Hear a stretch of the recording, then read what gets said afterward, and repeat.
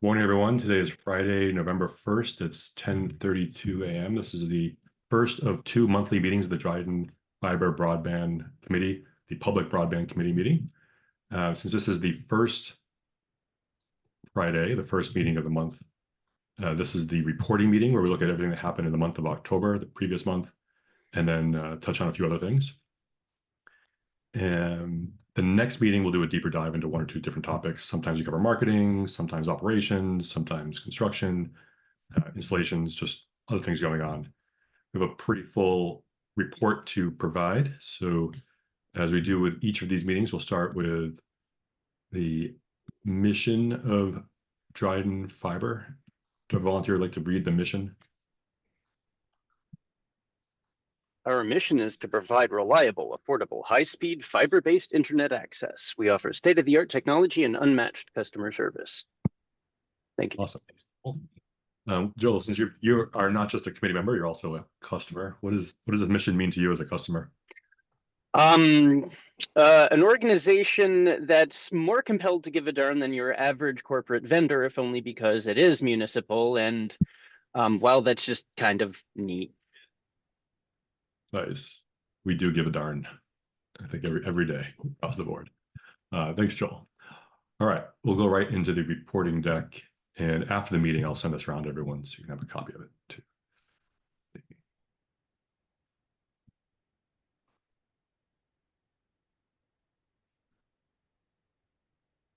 Here we go. So as I do each month, put together an executive summary. This is what the month of October looked like at a pretty high level.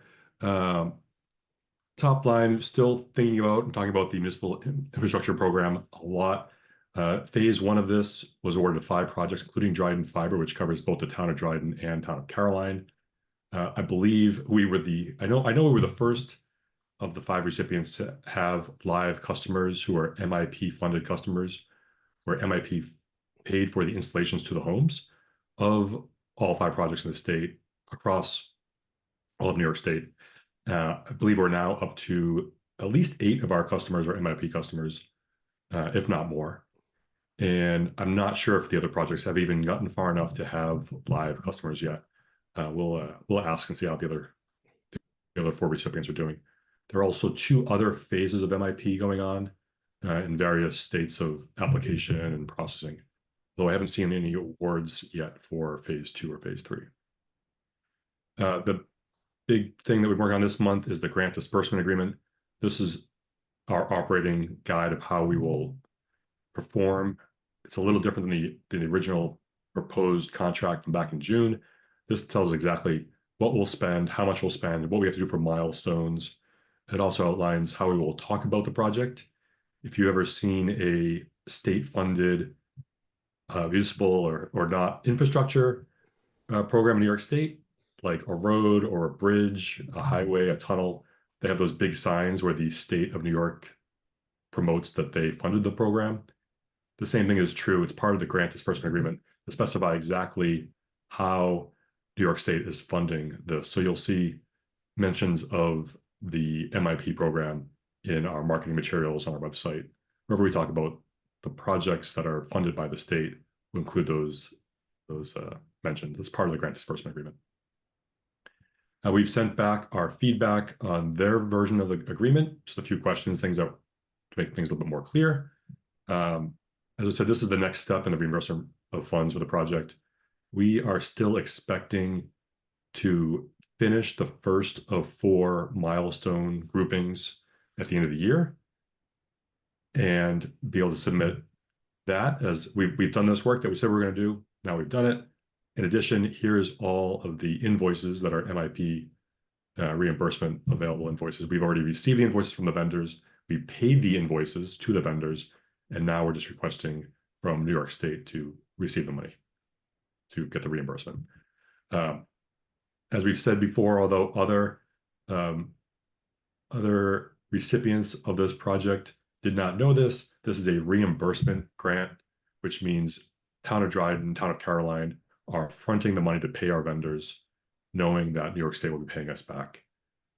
This is not too far from our plan originally, which is to bond or use bond notes for the funding, but now we'll be able to pay those right off right away with the reimbursements. And finally, we are doing weekly status calls every Tuesday.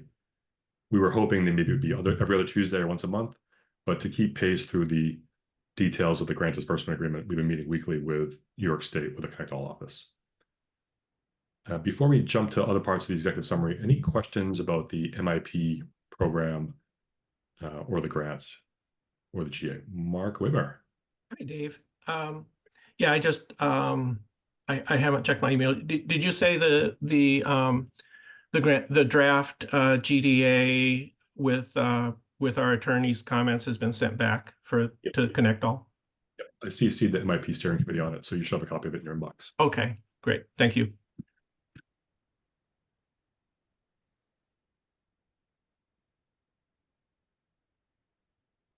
Mark, Joel, Arthur, Tony, Graham. I know that Jason and Dan are really deep in on the MIP program details, and they're on the committee, but any questions from the Broadband Committee?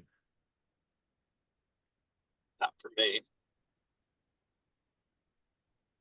No.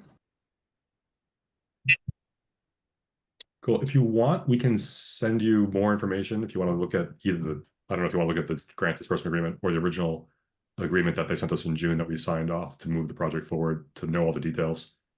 That would be interesting to see. Okay, we'll make a note to that.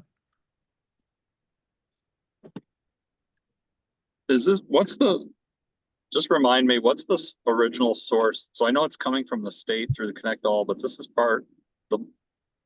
isn't this also part of the federal program? Yes. Or is it? This is federal funds that went into New York State, and then from New York State through the Connect All office, which is a new office, new department of the state of New York to administer the funding. Yeah. So it's distributing, the Connect All office is distributing federal funds. Yes. Okay. I don't know actually which of the bills this was. I think this is still ARPA money. So they haven't even got into the BEAD money yet, which is the Infrastructure Act. Right.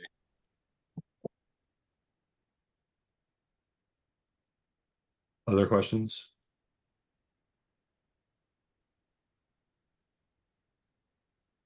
Cool.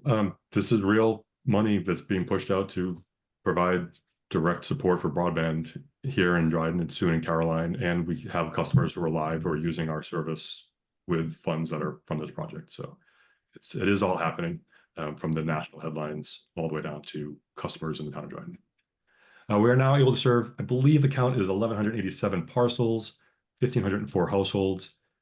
It's a little difficult to get the exact number of apartments and mobile homes given the parks and some of the apartment buildings, some of the buildings that we don't know if they're apartment buildings or if they have multiple units. But this accounts for about 20% of the town of Dryden is now online and wired as of today, as of November 1st, and about 25% of these 6,000 households. So huge progress made this year. I believe a year ago we were at less than 100 parcels. So 10x growth in parcel count, 12x growth in parcel count in a year, and the year's not even over. Next headline, we have 165 paying customers, plus 40 in October, which is our biggest month ever. We had 75 inbound requests last month. 44 of those are in the green zone, so it's a much higher percentage as we are marketing to people who are in the green zone with postcards. They are signing right up. They're seeing the yard signs in their neighborhoods. They're signing up, and now they're seeing posters in the Etna post office. And I think, like, Graham, you put that up last week, maybe early this week. Yeah, last week. So, I know that people who live right on the same road as Town Hall, as the Houts Hall, the Etna post office signed up this week. Yeah, I talked to them. I just walked over and he was I didn't know him, but I met and he was very excited. So I told him about it. He knew nothing about it. So I didn't know paperwork to me at the time, but I just told him about it. So I was hoping he signed up. So I guess he did. And I know there's several people on our lane that should have signed up. So they've been waiting for it. So yeah. Awesome. Thanks for putting that poster up. Dan Lamb. Oh, you're welcome. Yeah, good morning. So that's amazing that we have this reach at this point, 20% of the town. Got a really nice email this past week from a constituent who is very proud that we had Dryden Fiber offered, though he was currently served by Spectrum. He doesn't get it. And it made me think, what do you think about strategies to get people to switch? You know, we do a pretty good job of promoting, but we don't really have messaging geared towards the switch. You know what I mean? And, you know, in terms of marketing. I think we need some prepared answers to the common questions that people have, because, you know, there's lots of different configurations that people have, and some people are getting, you know, their TV, you know, they're used to TV cable, they don't want to go to streaming services, you know, so that they have questions about, well, what does it mean, you know, for that versus having everything bundled. You know, questions, you know, maybe having prepared answers about, you know, how to use streaming services and those kind of things. I don't know. I just think some people have a lot of questions about, I'm used to this, I can just turn on the TV and change the channel, and I don't want to mess with everything else. I think is part of it.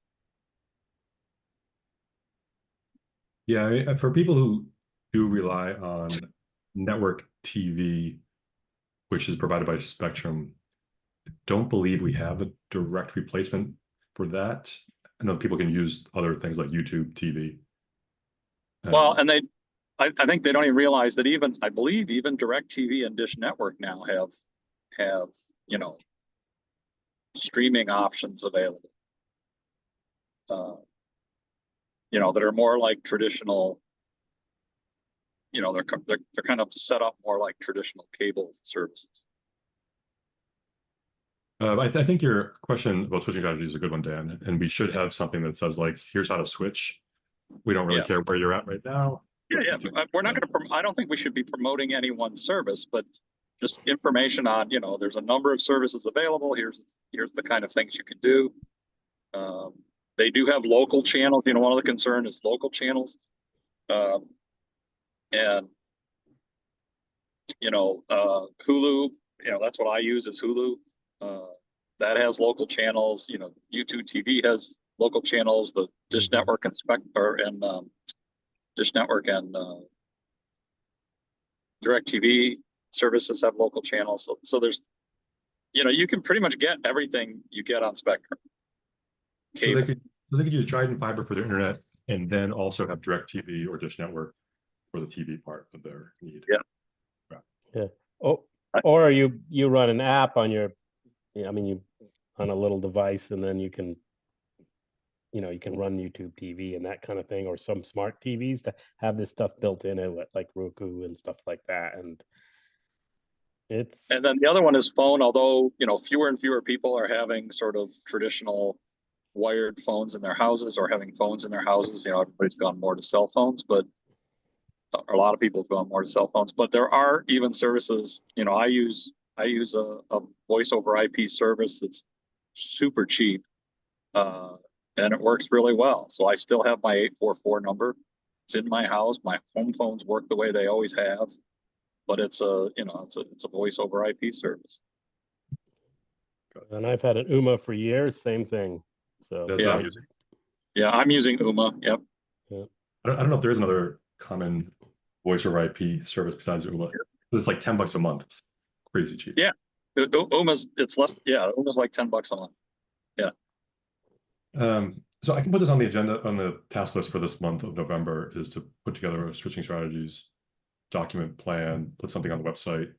I can reach out to our existing customers now that we have over 150. They're probably a good base of, here's how I switched. When we first talked about this last year, there were like 8 customers, and they were like, we don't care about network local TV. We're like, we've been voice over IP for 10 years. So now that we have a much wider array of people using it, we can probably get a few people to tell us their switching story and how they switched. That's what I'm thinking. Like a why switch, you know, that would be the framing of this, you know, and then come up with a number of pre-buttals on that we would put out there. Because we're at that point where now it's getting out there. It's reachable. Now we need to convince people to leave what they currently did. And that we've always known that was going to be a challenge, but I think we're at that point now. Yeah, I mean, linking to the cord cutting sites, there's several of those out there. You put in cord cutting and you get, what the difference is, what the different services are, that kind of thing. I mean, some of it is definitely price. However, Spectrum is bundling things competitively in some ways. So if you haven't figured out if you want less TV or whatever, you can get it way cheaper than. Yeah. Well, and also what of things, Spectrum's been doing is offering some really low introductory rates. That's Spectrum's thing, right? That's how they get people, is they offer those really low introductory rates, and then they get sticker shock when they go to the normal price in a year. Yeah, that's correct. Yeah. And they've been playing this game where you used to be able to talk them back down, but they weren't doing that. I suspect there'll be some pressure once they realize that they're losing internet customers, that they're going to start giving out very attractive offers for short term. But dealing with them is, it took me 2 hours or an hour and a half, I think, to actually get disconnected from them. Yeah, it took me over an hour to turn off the TV and just keep the internet. Yeah, and that it's ridiculous. You should be able to just tell them that, and then actually, I almost thought of just doing that, and I said, "I'm not paying your bills. Goodbye." So, and so I think we can put something together. I think now's the time to do it. We have a lot more customers who have made the switch and have tried some different things to get there. Yeah, I can talk to them. Stories they have. By the way, I had one of my neighbors on Sims Hill Road had to call me 2 days ago to taunt me about having Dryden fiber. Already. Yeah, he just got turned on, I think Tuesday or Wednesday. Yeah, Tony, it's really great. You got to get it. Yeah, I know. I've heard it's really good. Joel agrees. All right. We're going to go to a deeper dive where we actually talk about some of the construction and other updates too. We have 165 paying customers. We have 27 customers in the queue. So as of October 1st, a month ago, I said our new estimate was 200 by the end of the year, 262 by the end of March. As of today, I think we can comfortably say we'll be at 195 by December 1st. Because we already have 165 and we have 27 in the queue, and it's only the 1st of November. The only challenges we would have is if we have any slowdown around Thanksgiving, which is Clarity is going to be open every day that week except for Thursday and Friday. So we have a pretty full open month of November for scheduling. In addition, we have people in the queue to sign up. So they keep on coming. We might be close to 250 if we can do, if we can do 35 or so this month in November, we possibly could do 50 in December.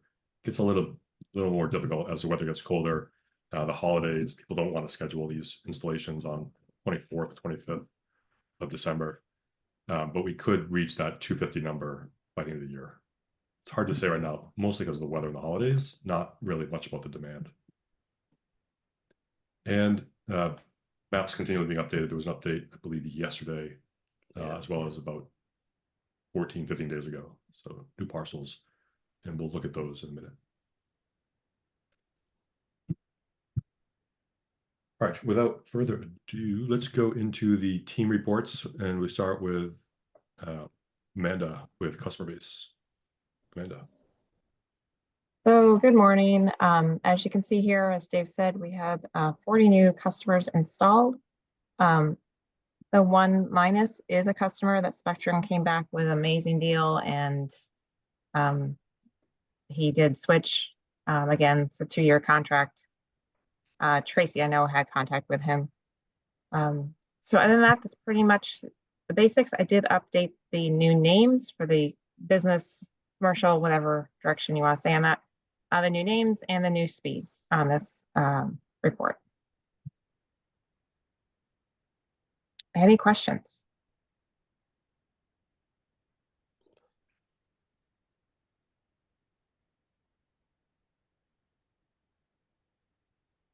Great. It looks great. The one new commercial business customer? Yes, that's Upstate Hayes. Oh, cool. And is there And going I to should say, Town Hall is hooked up, but it was not turned on as of the end of the month. It was turned on this morning. So Town Hall, which includes the highway building, they are not two separate locations as we originally thought, will be part of the next report in December. Very Yeah. cool. Great. David, Yeah. I was just curious about Upstate Hayes, and they're a dispensary that is going to open up at a very prime location. And I was wondering, did they reach out to us or did we reach out to them? Because I asked them about this last week when they're before the planning board. Just an FYI, not giving them a pitch, not making them feel obligated. And they said, "Oh, we're already in on Dryden Fiber," and I was pretty stoked. Was that something we did, or did they initiate? They initiated it. Beautiful. They came to us. Goodness, it was a month ago. They had some issues because there was no power to their building for a while. We just got them hooked up this week. Nice. And they were pretty proud of that. Great. I had a conversation with Riley, I believe his name is, multiple times. Really nice guy. They were very excited to have the service. I think they're going to have a successful business. Just a hunch. I think they're right behind AutoWorks. Is that right? Yes. I believe they're right in front of them, I think. Well, they're right next door. It depends on what you consider front. Their address is Dryden Road, so AutoWorks they're kind of behind AutoWorks from Dryden Road. But if you look at them from Route 13, you see this building before you see AutoWorks. They're really close to the trail. They're close to the trail. They are. Yeah. But yeah, they're right next door to one of our first customers, so that helps too. Yeah. Well, we probably try to get everyone else in there. The Eye Doctor, Finger Lakes Library System, Treeform. Probably try to get all of those guys online too. Tracy, it's all on you. Yeah, I've already reached out to most of them with limited success. Cool. All right, let's keep going then and talk about all the stuff with construction, starting with permitting. Ryan. Yeah, so again, warning, this slide reflects the current poll applications and where they are at in the process, along with different Department of Transportation permits that we have going on. One of note that we have in at the county right now is for Caswell Road. We had a small underground section there, but we do think we're going to get that permit back next week so we can finish that.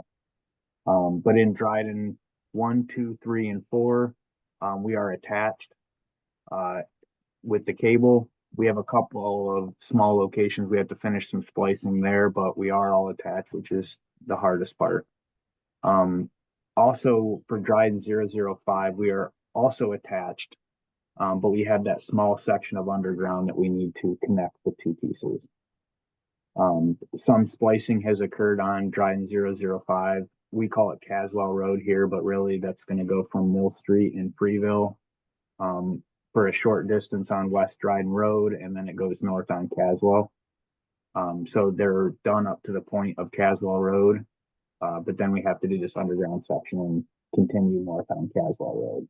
We think it's going to, once the underground work is done, we think it's only 2 more days worth of splicing until that's complete. Dryden 006 electrical make ready is in process. We've been given a date of mid-November for that to complete, and that's Bone Plain Road. Dryden 007 electrical make ready is also in process, but about 80% complete, I want to say. And that's not only State Route 38, but also West Dryden Road, which is a pretty large section of our goal for the end of the year. West Dryden Road is quite a long quite a long distance, and then so is Route 38, and they kind of bisect.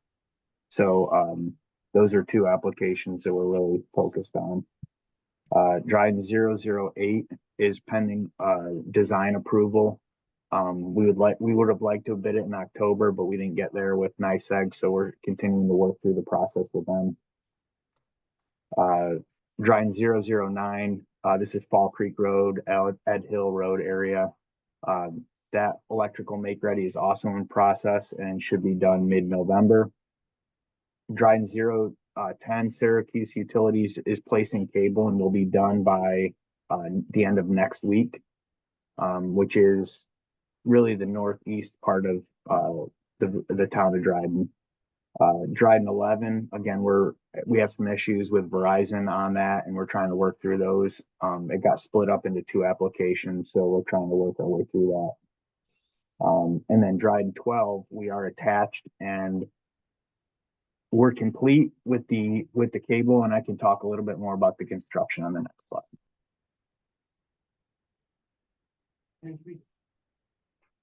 Any questions with regards to applications?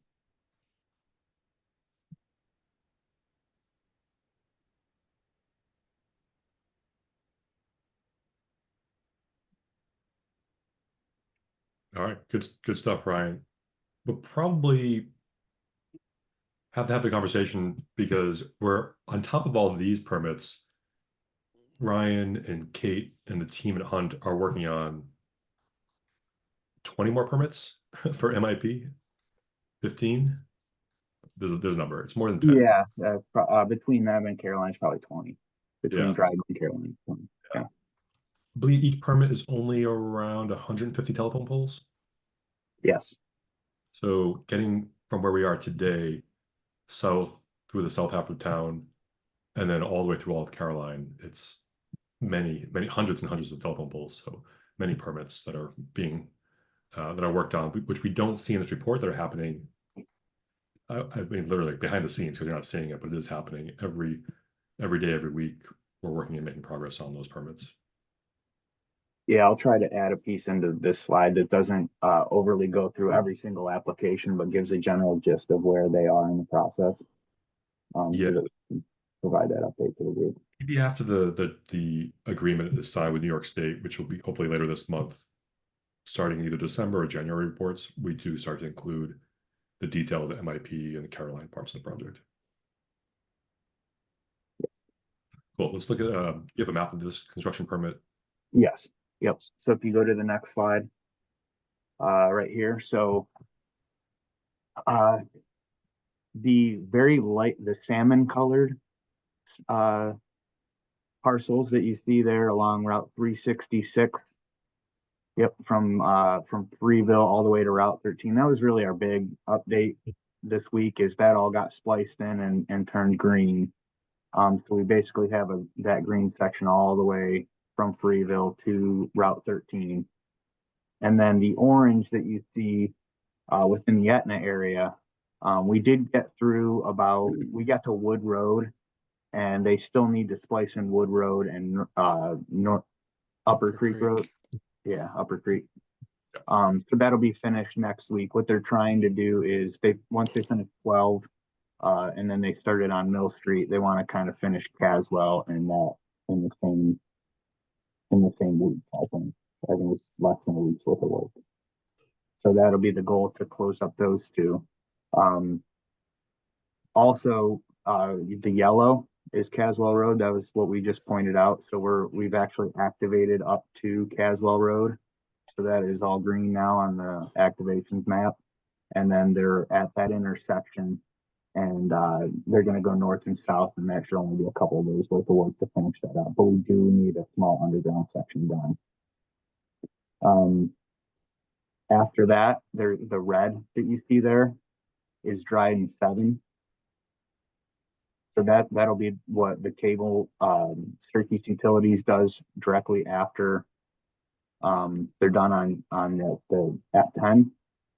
So really that Caswell Road section, West Dryden Road section, and Bone Plate Road section are all kind of contingent on that Caswell Road piece that's being done right now. The fuchsia that you see in the northeast corner, that cabling will all be done by the end of next week. So Wow. yeah, so that'll get spliced in and turned green. And there's only this is worth mentioning. So as we've moved into the more northern parts of town, it's the exact opposite of the village where we would have more households than parcels. Now the numbers are coming closer together. And I think there's only like 60 addresses in that whole section. So it's not huge, but it's, extremely rural. Same thing with the Brown section, which is Dryden 9. Extremely rural, not a ton of households, but those are the most needy customers. The other thing we're running into is on Caswell Road. There was some back and forth about a dig safe ticket yesterday. So we're seeing Spectrum building over top of us, or we're very much on parallel paths in some areas. We ran into this on is it Spring Run Road. I think either 1 or 2 weeks after we installed, they were in there installing right after us. And then in this instance on Sundown Road, they're in there right before we're in. So I guess that's probably also worth the discussion is how do we, when we know things like this, what can we do with that information? I don't know if like they're going to be in there marketing those customers a few weeks before we'll be marketing them. And if there's a way to let them know how close we are to being in the neighborhood. Yeah, so that's the majority of the work that we're looking at right now is the order that we're working on them is yellow, fuchsia, red, and light blue. Those are the immediate apps that are going into construction in the next couple of weeks. And Ryan, that bit of Wood Road that's north of Etna Road there, that brown piece in there, how long is it going to take to get into there? So just north. Yeah, right where you got your arrow. Yeah. Yeah, that's going to be a few more months. Just because that blue application is the one that got split up by Verizon, and we're having, a little bit of trouble getting on those poles just north of Wood Road. Okay. And west for the most part. But the make ready's being done there or not? Because no, the poles have all been, they've put in new poles and chopped a lot of vegetation up through there. They should have on North Road and heading east on Upper Creek Road. If they've done any make ready on 11 or what, it might not be it for us, or I don't know. I don't think that they would be ahead of that. No. Interesting. Yeah, I'll have to have my guys look at it in the field.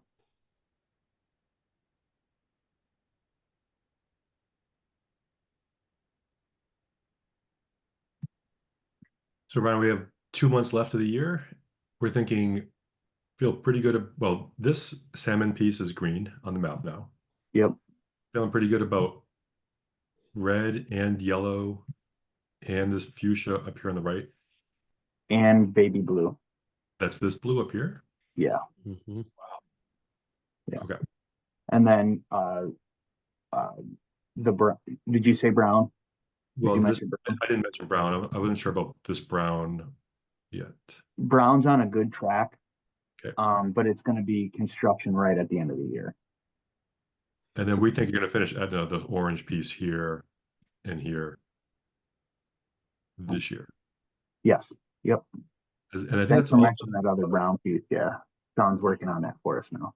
This little stretch of Route 366 on the south side from 13 down to Turkey Hill. All the make ready is done. We have not placed our cable yet. Okay, but that's probably a 2024. The next 2 months. That I would say by the end of January. would be a realistic time frame. And that includes a small piece of Turkey Hill. Yeah. Coming down to Ellis Hollow Creek Road, right? Or to Stevens.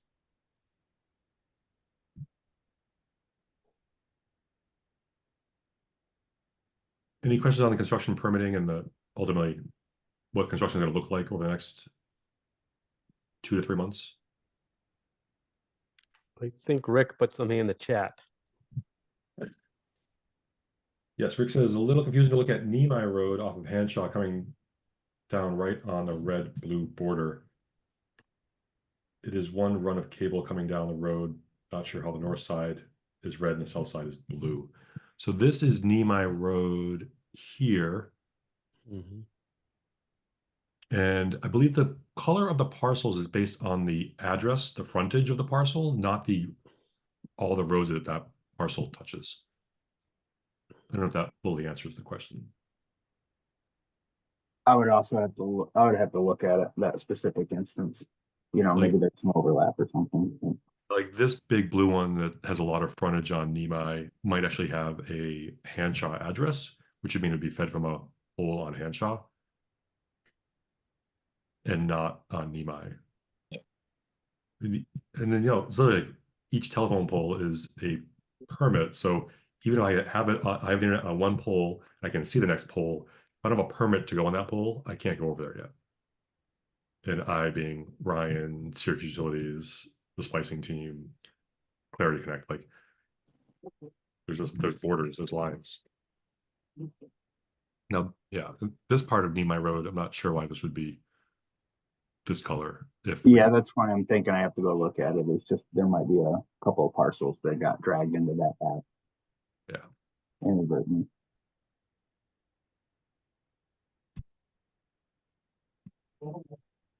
All right, let's keep going then. Ryan, just some totals on construction for the month of October. Yep, so we, between the two updates, we had 248 parcels added and about 205 households. That did not include trailer parks. So we didn't quantify those. We left that parcel yellow until we have access to I'm thinking of the one on Lower Creek Road specifically. And that brings our total coverage to 1,187 at about 20% of the town. And then this household number is a little bit different from Dave's, probably because of the mobile home parks.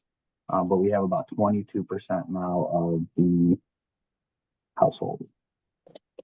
And we built about 10.5 miles of fiber in November. Some items of note is Highland, Hilton, and Goodrich. The underground fiber has been installed and splicing will begin next week. So the splicing crew, I've asked them to spend a couple of days up in on the aerial stuff, finish that up, and then they're going to head down to Hilton and Goodrich and finish up that piece, which is a fairly large chunk of the village. I think it's about 60 parcels. Cable has been placed on 7 of 12 pole applications, and will continue on the north half of the town.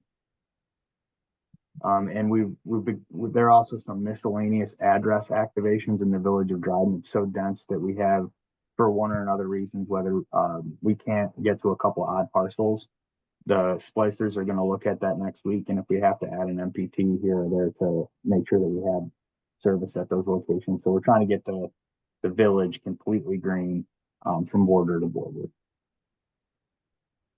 And under the next 2 weeks, we'll be doing underground construction on Lee Road, Scenic Way, Chelsea Circle, Bear Circle, and Hanford Drive. I'm not exactly sure. I know Lee Road is being worked on first, and I think they were given Hanford Drive before Scenic Way, Chelsea Circle, and Bear Circle, but I'll have to just double check on the order of the attack that they plan on doing there. And then splicing and testing of the aerial work on Caswell Road, Route 13 North Road, and West Dryden Road are, that's what we're hoping to get done in the next 2 weeks. Amazing. A lot of updates. it's like a full court press. We're across the town from a lot of work in Etna and Caswell. The team's doing work on the splicing, the Syracuse Utilities team in the village doing underground, as well as aerial, as well as just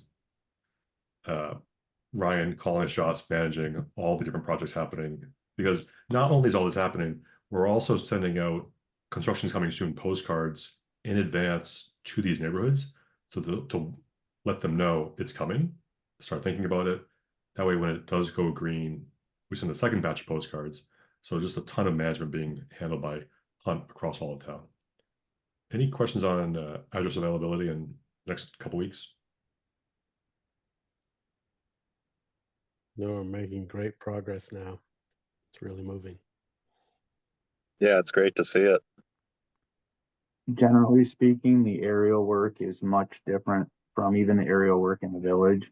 It seems like there's a little bit of setup at the beginning of each route that maybe takes a day or two. And then once that day or two is over, I usually get like 6 to 8 spliced in activation points like per day. So like they move really quick after the first couple of days where they set up, but that first day of setups, you know, is really just kind of a pain. But once you get through that, it moves really quickly. So Ryan, while I'm sitting in my car in front of Dryden Barbershop, and while I'm sitting here, one of the people I know caught me and it's like, when am I going to have it on Dutcher Road? Sooner than No, later. you already answered it. I know the answer. I can tell him. But it's just funny that I'm, you know, right during this meeting, I actually got questions like this. As soon as we can He's in that fuchsia area that you were talking about. Yeah, that's sooner. That's definitely before the end of the year. Yeah. That's good. Kind of a neighbor of yours, kind of. What's that? Kind of a neighbor, like within a mile or so of where you live. Dutcher Road. Yeah. Yes. Yeah, Right. Dutcher's just down the hill. It's straight across from Sims Hill. Nice. All right. This is a super detailed description of the construction. So, I mean, if there's any questions, I can hit stuff specifically, but I tried to provide as much detail on this slide as possible. I'll send this around so people can take a deeper look at each of the projects. Some of these are directly tied to the permits. Some of them aren't, but they're pretty close. I don't know if we need to do this time or in 2 weeks. We could do a deeper dive on MDUs, which become their own separate project. Not only are we doing all this planning for MIP and construction management and all the testing, on top of that, these 6 other projects are requiring additional support from our engineering, installation, and construction teams. Going like, how do we solve this particular problem? Not every house in Dryden is a standalone single-family home with fiber on the power lines out front. So some of these takes some extra work. This will be in the report. I'll send this deck around so everyone take a look at the deeper dive. But I think the key thing is we're working on all these things on top of everything else we're working on.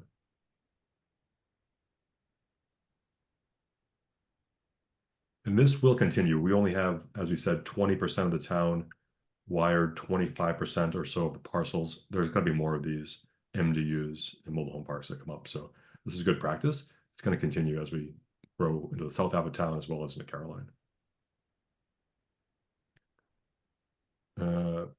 Tracy, do you want to cover just highlight on installations?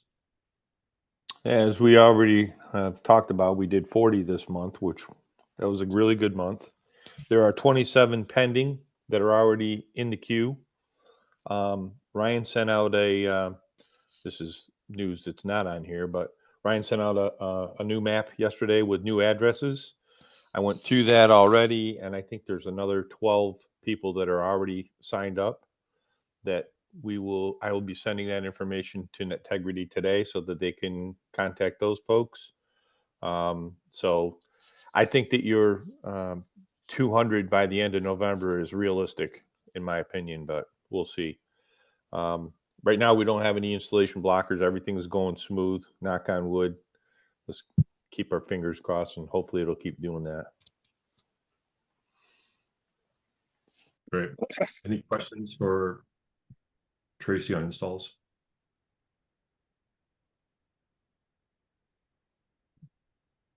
Good job, Tracy. Eric from Clarity is here too. Great job to the Clarity team, who's got a small team, but they're really effective of hitting the numbers we're trying to reach each month with all the things that happen when you have a small team and people want to take vacations or if someone has a sick day, keep the pace going.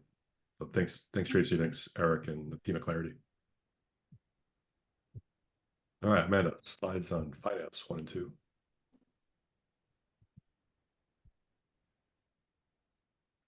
And Amanda's muted. Yeah, sorry. I have sunlight, which is wonderful, but I can't see.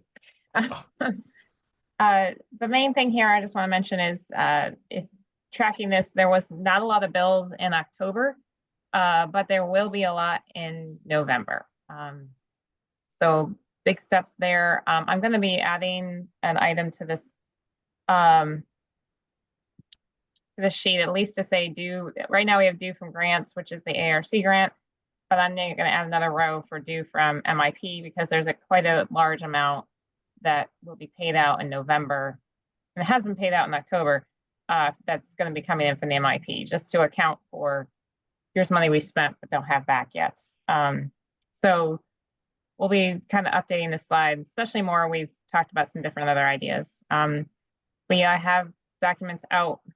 Got to finish off some information for the bond update that will happen in January. We'll get the new influx of funds. So any questions in particular about this slide?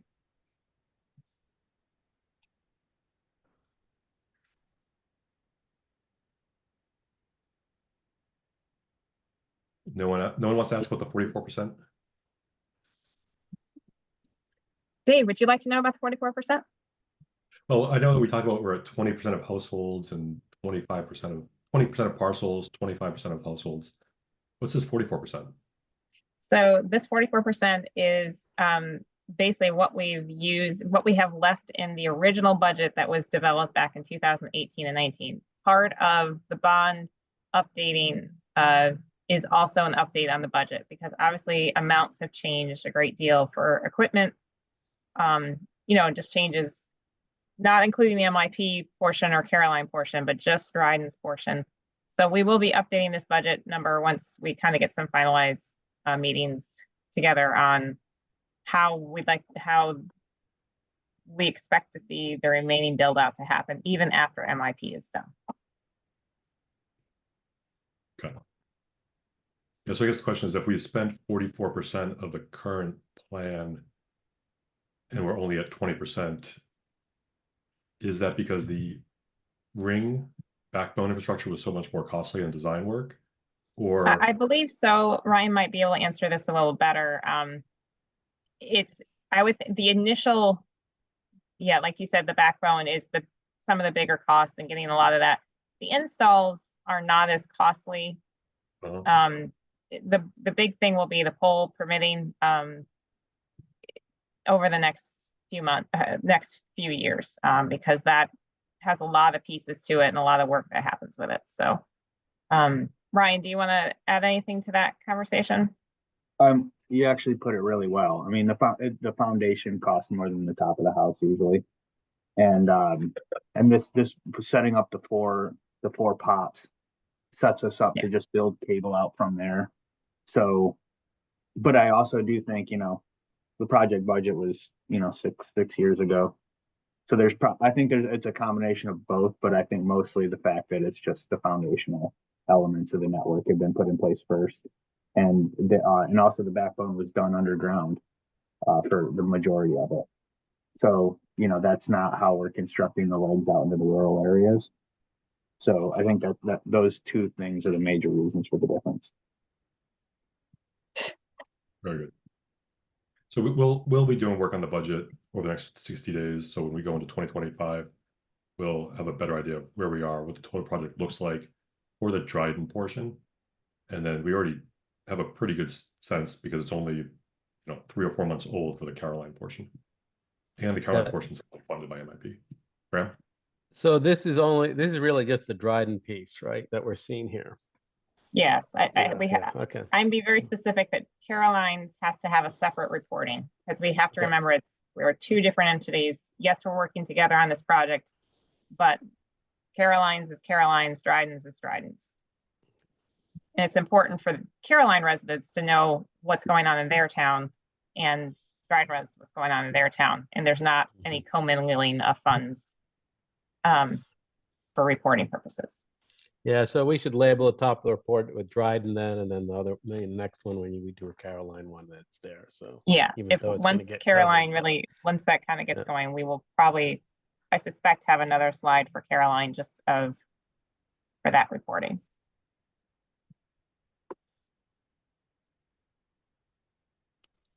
Good stuff. Thanks, Amanda. Monthlies. Operation. And then on the operation side, this is basically, again, just the continual new customer subscriptions and then also the annual cost. Accounts receivable is $650. Only one of those is 2 months late, and Allison, who's helping with billing, and I are going to be reaching out to all customers that haven't paid. Most are getting the emails. The issues I was having 2 months ago have been fixed, thanks to Scott at Netegrity getting that corrected for us. So that was a huge help. Everybody's getting the emails now. Now it's just a matter of people taking action. So we'll be following up with all customers next week to say, hey, don't forget your bill. If you have questions, let us know. But most people are, for the 40, that we had, I think I would say half of them have already set up automatic payments in the system, even before they had their first bill. And that's kind of just a quick guesstimate, but I know they're already starting to do it. So that's one piece. Accounts payable is is an estimate. I'm too early in the month to have bills yet, but it's usually right around 15 to 16,000. So I had to put that as an estimate. Got it. And you'll see my numbers, well, Tracy and my numbers, we make sure these are total parcels served. And then we only added, oh, there's the number I forgot to change. I had to change the total parcels added in October was 270. We did not include the new available that came out just yesterday. Right. Amanda, I noticed on the bill that we have the 844 numbers there with a +1. That's to talk to about billing, but there's Yes. no thing about, we didn't put the do 2 for service.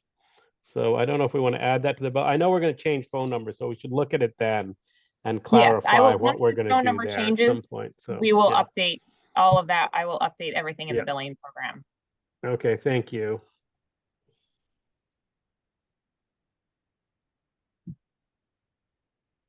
Great, thanks, Amanda.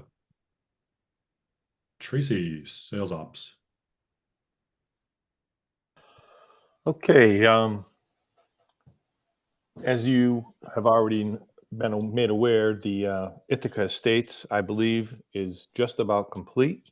Ryan has let me know that they got a couple of things to do within that park, and then we can start getting those customers connected. That'll be good because I think they've kind of they gave up. They haven't contacted me in quite some time now, so it'll be nice to reach out to them instead and say, hey, we're ready to go. 1062 Dryden Road. I met with Syracuse Utilities on site. We went and did a walkthrough. Sean marked out where we were going to dig for DigSafe. We did all the things that we needed to do. DigSafe came out and marked the property. Then Mr. Waywack, who owns the property, reached out to me and said, hang on a second. Hold off. Let's not do that. He's got a better idea. There's conduits in the ground that he owns that are going from building to building that are in place to service the telephone wiring. He said, you guys can utilize that if it's possible. Wow. So this saves a tremendous amount of digging on this site. I went out there after that, and after I met with Mr. Waywack, I then went out there and met with Eric from Clarity. He has gone over this and verified that, yes, we believe we can do this. So now I need to have Sean go back out and do a dig, but it's only going to be from the rail trail to the building that's closest to the rail trail. And then from there, we can get fiber to all the buildings on the property. Now the only question is, how are we going to split the fiber once we get it into the buildings? And I've been working with Integrity and Ryan and a few other people trying to figure out how we're going to do that, but we think we've got a plan, so that's going to move forward finally. This has been an ongoing, holy moly, we're ever going to get done with this. Lower Creek Park, that's the one that's owned by Mr. What's his name? Westerling. Yes, and he also owns the one on Wood Road. I've had conversations with him. We're trying to get it together. He wants to make sure that somebody comes out, looks over the property. He doesn't want anything dug up and wreck any of his plumbing or any sewer lines or anything else. So I told him I would be happy to do that, and I'm going to meet with him as soon as we can get together. Little Creek is the one over on North Road. Ryan they've already gone past there. The service is going to be in that park, but they need to build within the park so we don't have a Congress situation again where we say, yep, you're ready to go, and then we can't service the people. So we're moving forward with that. That'll be soon. The Mott Road one is Mr. Bloomfield Brown. We were supposed to meet last week. He reached out to me and said, can't make it. So we're going to reschedule his park. He's ready to go. He wants us to be in there. He said he will distribute the postcards to all of his tenants to make sure that they have them, because he wants them to have our service. So nice. As soon as I get a chance to go meet with him, that'll be on the books. The Lake Street properties is that's going to be continued. Again, Ryan and I are going to see if we can come up with a plan. It's an old brick building. Both of them are old brick buildings. They've been built for a long time, and there's no provisions within the buildings to do anything. So we've got to figure out how we can get in there. We have one person signed up so far from those tenants. As we already talked about, 8 Library Street. That's right next to the library. There's actually, there's 5 or 6 apartments there in the 2 different buildings. We have 4 of those people that have already signed up, but we are waiting for the library group. There's a board of directors that owns the property. They've met. They need to sign the document so we can go ahead and service these people, but it's a board. They can't seem to make a decision to get anything taken care of in a short period of time, but I think we'll get there. Town of Dryden, the town hall has been installed. It is connected. There is a fiber that runs from the town to the DPW building, so we didn't have to do any extra work to get the DPW connected. They are connected as soon as we got the town connected. Render agreements. We have 19 now, and there are a few more that are sent out. People have said, yes, we're going to take care of that and sign it. Yesterday, I had a conversation with a gentleman that he's 84 years old. He owns a property. He lives in the property next door. His tenant requested service. I had to talk to him about it. He says, well, how come I can't have this service? I said, well, you can. You're right next door. So he is, I believe he's going to sign up as well. He's pretty excited because he has Frontier right now. He says, and they're terrible. So nice. Good job. I get some really interesting conversations with people. I'll tell you that. As I said, we have 42. I have 42 installs this month. Amanda had 40. We went with her number. We have 27 in the queue right now, and there's 24, I think, still that we have made contact, but they haven't reached out to us. And then this morning, I went through the list that came out yesterday, and there's another 12 on there. So the numbers are looking really good, like I said, to get to 200 by the end of this month, depending on whether or not Clarity can get them all installed if we set them up. Let's see. We've been working with Syracuse Utilities and Clarity to keep track of our inventory, making sure we have fiber, making sure we have handholds, making sure we have drop cables. I don't want to have any situations where we can't do an install because we don't have the product. So we're trying to stay on top of that so that we don't have any issues there going forward. And then last but not least, I spent some time on the phone with various people regarding, I don't know if anybody knows Mr. Paul Simonet. He's a developer, and he is in the process of extending Wellesley Drive to the south and then east toward Applewood Lane. And he wanted to make sure that we had the ability to get fiber to all of those locations once those properties are in place. They're going to build a whole bunch of houses down in there. So been working with him. I think that's going to happen as soon as they've actually dug the trench to put electrical into the those locations, and we're just going to have Syracuse Utilities, who is doing the electrical, add the fiber as they, or add the the interduct as they do that, so we don't have to go back after the fact and dig up all over again. It'll save us a lot of money in the long run. So have we got an easement signed there for that, or how does that work? I believe that's Mr. Simonet he's doing all the groundwork for that, and he owns the property. So he's the one that contacted me, and then I got contacted by the guy that's actually doing the digging. His name is Daryl something Clark, maybe, I can't remember. But he's the guy that is doing the digging, and he called me because Mr. Simonet told him that I was the one that he needed to talk with, and then I've talked with Sean Scorzelli because he's the one that's doing electrical work.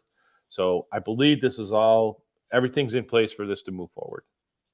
So my question, if we're extending the roads, does the town take on that sort of thing, or they just stay private roads? Or I know we've had some issues where some parcels have been done differently, and we don't have easements, and some do. And I don't know the answer to that, Graham, but Yeah, I think that Ray Berger is involved with this Okay. to some extent. I don't know if Dan or Jason, on behalf of the town board, know if Wellesley, Applewood are town roads or private roads. This is the thing right across from town hall. Yeah. So that may still actually be in the village. I don't think it's in the village.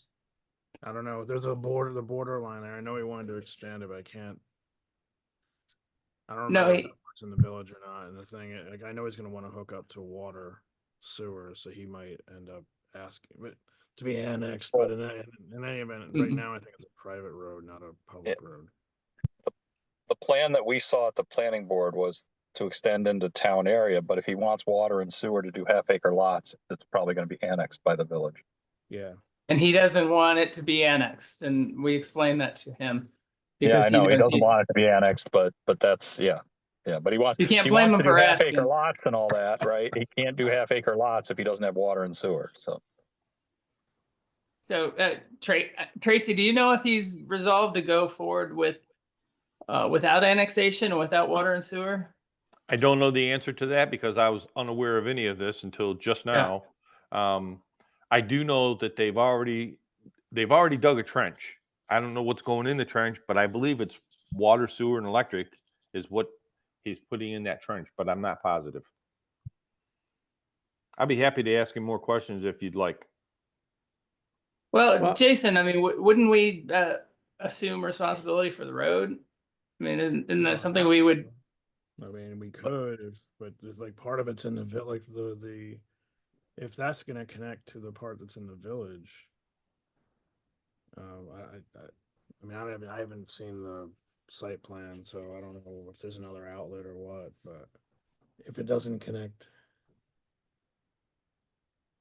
to the town, we might not. We'd have to ask Ray. The road would have to be built to town specs. Yeah, Tracy, I think you should get with sure. Ray to figure out what's going on. But that's separate from the easement stuff. Like, he can give us easements to Yep. put everything around without any of these other details. That's all.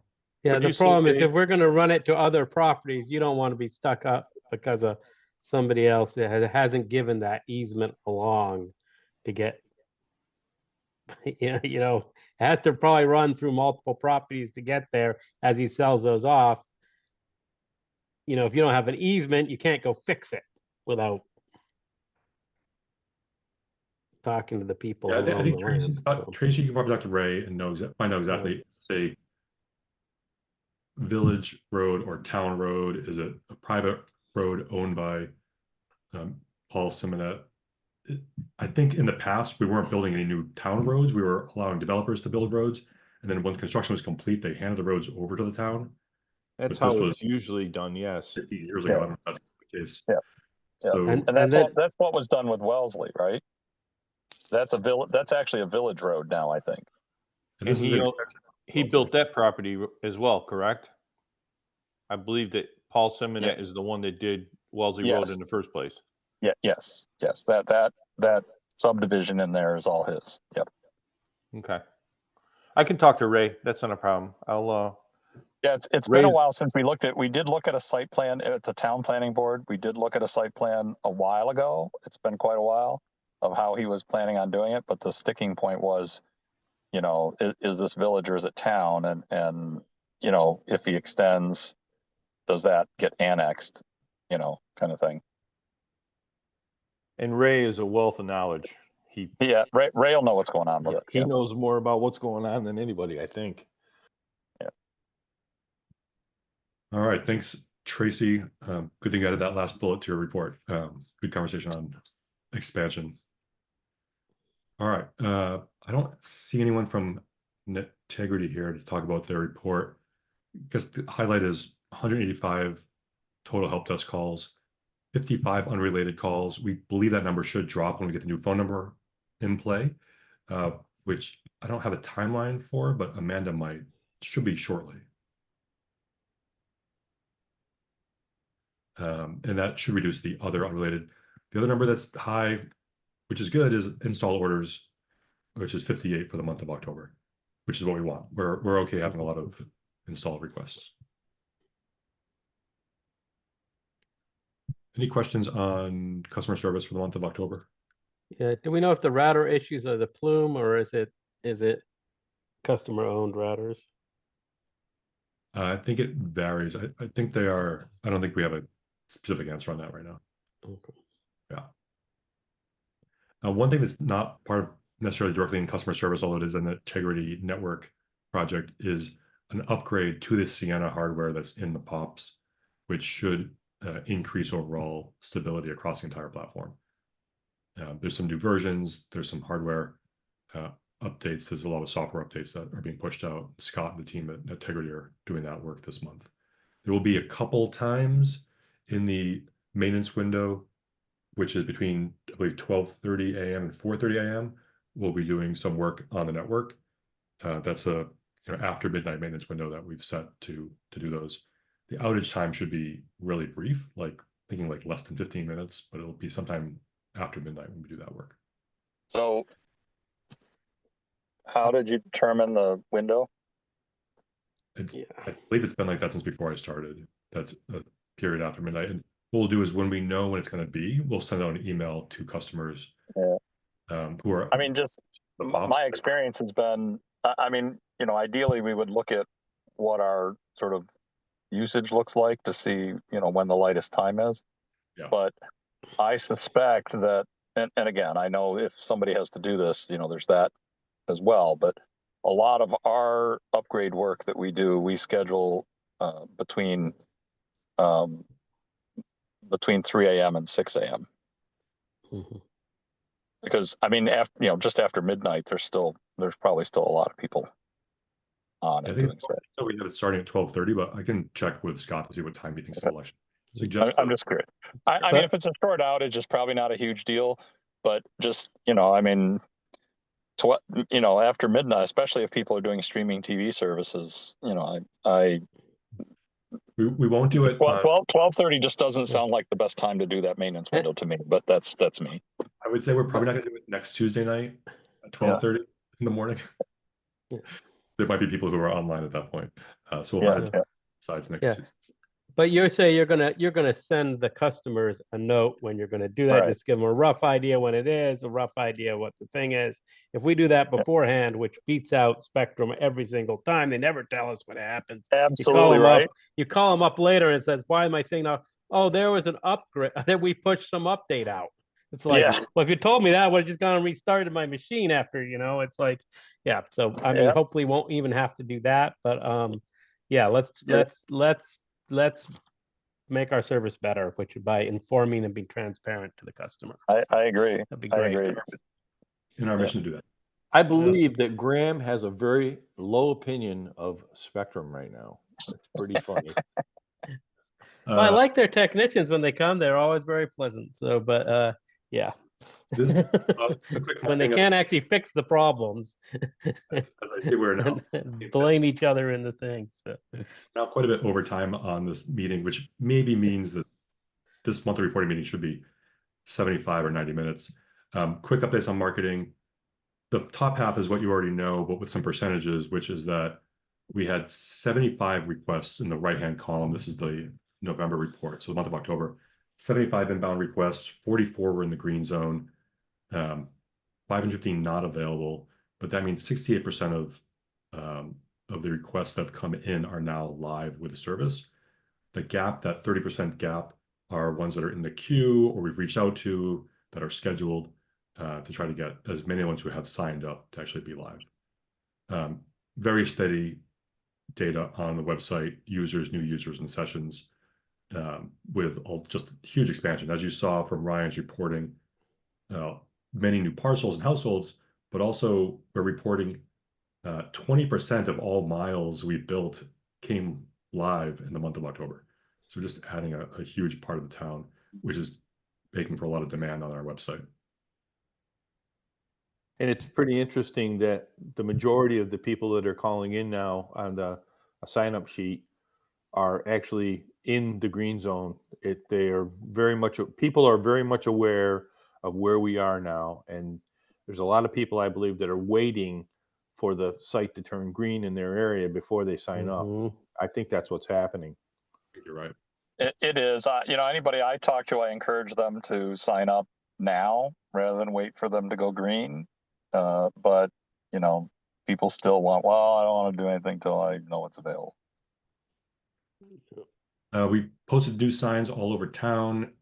Every area of town where we have customers has asked for signs. The individual customers asked. I emailed all 150 plus customers and they wrote back right away. So signs are posted. You'll see them all over town. Posters are now posted. Phone number is going to be 844-7800. As I said, that should be live shortly. Done some social media posts, and we did the updates on the business tier, letter to the business tier customers, website services page, website request form, and the last thing is the postcard.